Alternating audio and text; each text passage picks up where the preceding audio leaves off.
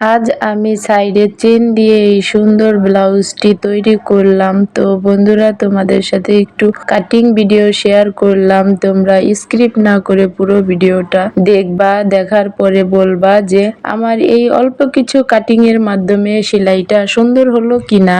তো ভিডিওটা স্ক্রিপ্ট না করে তোমরা দেখতে থাকো। আসসালামু আলাইকুম বন্ধুরা, তোমরা যে যেখানে আছো আশা করি ভালোই আছো। আলহামদুলিল্লাহ, আমিও ভালো আছি।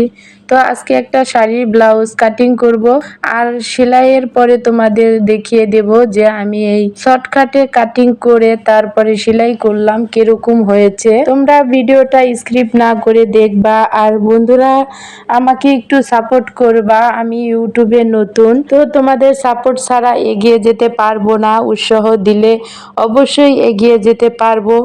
এমনকি ধাপে ধাপে অনেক ভিডিও আমি দিতে পারি। তোমরা সব ভিডিওগুলাই আমার অবশ্যই একটু দেখে কমেন্টের মাধ্যমে বলে দিবা যে কিরকম হলো। প্রথমে আমি ব্লাউজটার পিছনের পার্ট কাটিং করব, তার জন্য 2 পার্ট করে ভাঁজ করে নিয়েছি। তারপরে লম্বা আমার যতটুকু লাগবে ওই অনুযায়ী মাপ দিয়ে নিলাম। আমার লম্বা হবে 15 ইঞ্চি।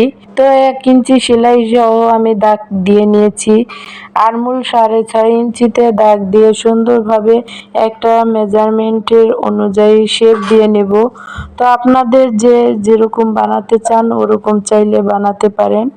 আমি আমার মাপ অনুযায়ী ব্লাউজটা কাটিং করতেছি। তো তোমাদের সাথে একটু কাটিং ভিডিও এবং সেলাইয়ের পরে আমি দেখিয়ে দিলাম যে কিরকম হয়েছে। তো তোমরা আমার এই তো আমি বডির মাপটা নিয়ে নিচ্ছি। বডি 40 ইঞ্চি, 40 ইঞ্চির 4 ভাগের 1 ভাগ নিলাম। তো আমি নিয়ে তারপরে নিচের দিকে আমি মাপগুলো একই স্টেপ বাই স্টেপ দিয়ে নিচ্ছি। তো মাপগুলো দেওয়া হয়ে গেছে। দেন আমি একটু রাউন্ড শেপ দিয়ে নিব সুন্দরভাবে, যাতে এই শেপ অনুযায়ী কাটিং করে ফেলতে পারি। এভাবে আমি কাটিং করে নেব।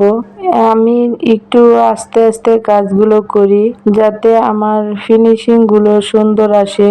তো আজকের এই ব্লাউজটা আমি সাইডে একটা চেন লাগিয়ে দেব, কারণ ব্লাউজটা কাটিং করার পরে টুকরা কাপড় একদমই কম ছিল।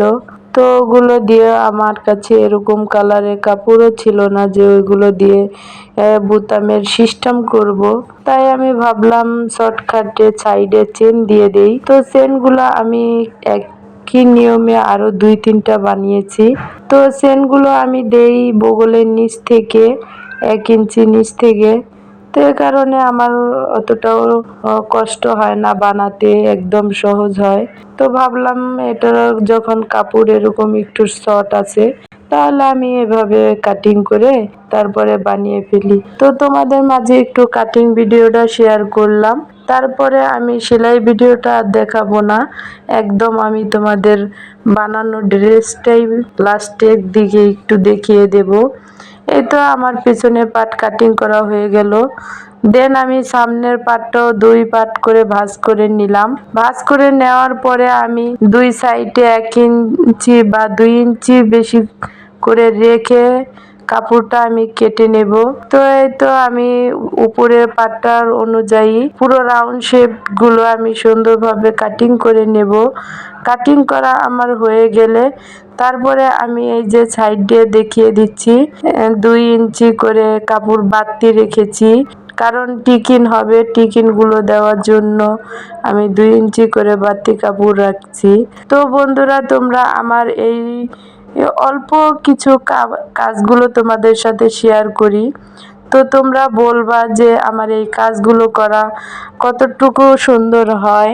তো আমি হয়তো ওরকম ভাবে ভিডিওতে তুলে ধরতে পারি না বা ভয়েসও দিতে পারি না পার্ট টু পার্ট। তো একটু তো 19-20 হয়, অবশ্য শিখে নেব বা শিখে নিচ্ছি।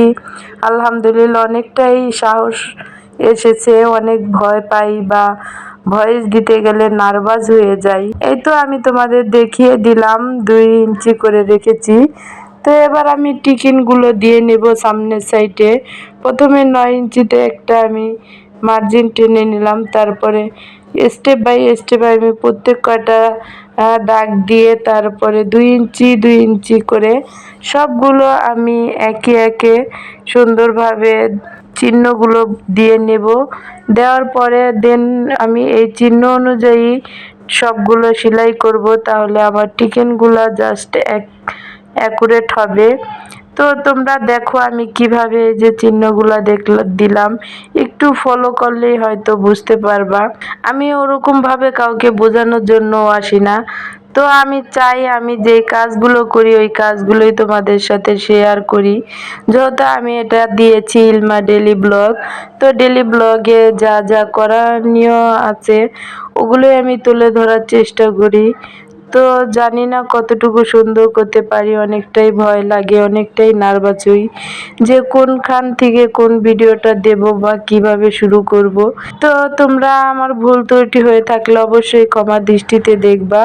আমাকে ক্ষমার দৃষ্টিতে দেখলে আমি অবশ্যই খুশি হব। তো বন্ধুরা, এই তো আমার টিকিনগুলো দেওয়া হয়ে গেছে সুন্দরভাবে। এবার আমার হাতার কাপড়ের লেসটা আমি আলাদাভাবে কাটিং করে সরিয়ে নিলাম, কারণ এখানে পুরোটা হাতার কাপড় আসতেছিল না। এই তো আমি অন্যভাবে দিলাম, ও সুন্দরভাবে পুরাটা হাতার কাপড় চলে এসেছে। তো 18 ইঞ্চি লম্বা দিয়ে দিলাম হাতাটা 18 ইঞ্চি লম্বা দিয়ে এই তো 3 ইঞ্চি ডাউন দিয়ে দেব। তো সুন্দরভাবে আমি রাউন্ড শেপটা দিয়ে তারপরে আমি কাটিং করে নেব। এই তো হাতার মুখ নিলাম 5 ইঞ্চি, 1 ইঞ্চি এক্সট্রা সেলাইয়ের জন্য। তো এই অনুযায়ী আমি সুন্দরভাবে স্কেলের সাহায্যে দাগটা দিয়ে নেব। আমি বেশিরভাগ স্কেল ইউজ করি, কারণ তাহলে আমার আরও তাড়াতাড়ি কাটিং করা হয়ে যায়। কাটিংটা আমি সুন্দরভাবে করার চেষ্টা করি, তাহলে মেশিনে যখন বসি সেলাই করতে তখন হাতে এমনিতেই সুন্দর শেপ চলে আসে। তো এভাবেই আমি কাজগুলো করে থাকি আমার দৈনিক। তো এভাবে আমি অনেকগুলো কাজ করি। তো তোমাদের সাথে একটা কথা শেয়ার করি। তো দেখো আমার হাতাটা কাটিং করা হয়ে গেছে। আমি কখনো কাজ শিখিনি, তো এই কাজগুলো নিজ নিজ গতিতেই শেখান বা নিজের ইচ্ছার, মানুষ বলে না যে ইচ্ছা থাকলেই উপায় হয়, ঠিক এরকমই আমারও ইচ্ছা ছিল যে আমি কাটিং শিখবো। তো আমি কাটিং শিখে গেলাম। তো এই তো আমার কাটিং করা কমপ্লিট। এবার আমি চলে যাব তোমাদের সোজা দেখানোর জন্য ব্লাউজটা বানানোর পরে ফাইনাল লুকটা। এই তো আমি তোমাদের দেখিয়ে দিচ্ছি ব্লাউজটার ফাইনাল লুক। আমাদের মাঝে একটু শেয়ার করতে চলে আসলাম। ব্লাউজটা বানানো দেখা বলবা দেখে যে কিরকম হলো। এই তো ফিতা দিয়েছি, দুটো ফিতা দিয়েছি। এই তো হাতা, আমার হাতাটা দিয়েছি লেস। তো এই তো আমার ড্রেসটা বানানো হয়ে গেল। তো এই সুন্দর ব্লাউজটা তৈরি করে ফেললাম।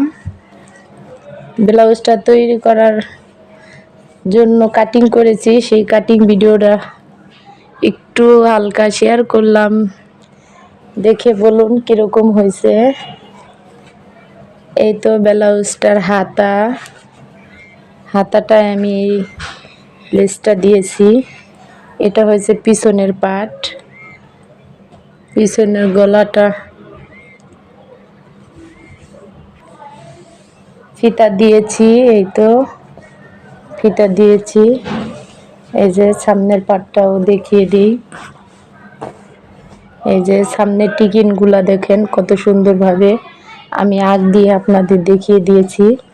তো আমি বোতাম ঘর করি নাই, বোতাম ঘরের বদলে এই তো আমি এই যে এই সিস্টেমটা করেছি, সাইড দিয়ে চেন দিয়ে দিয়েছি। খুব সহজেই চেনটা লাগানো যাবে। এই তো দেখুন কত সুন্দর ফিনিশিং এসেছে, বোঝা যাবে না যে চেনটা আদৌ লাগানো হয়েছে কি না। তারপরে এটা আঁচলের নিচে থাকবে, এভাবে লাগিয়েছি। অতি সহজে খুলবে, অতি সহজে পড়তে পারবে। তো এই তো সামনের সাইডে তো দোনো পিছনেও গোল গলা দিয়েছি, সামনেও গোল গলা দিয়েছি।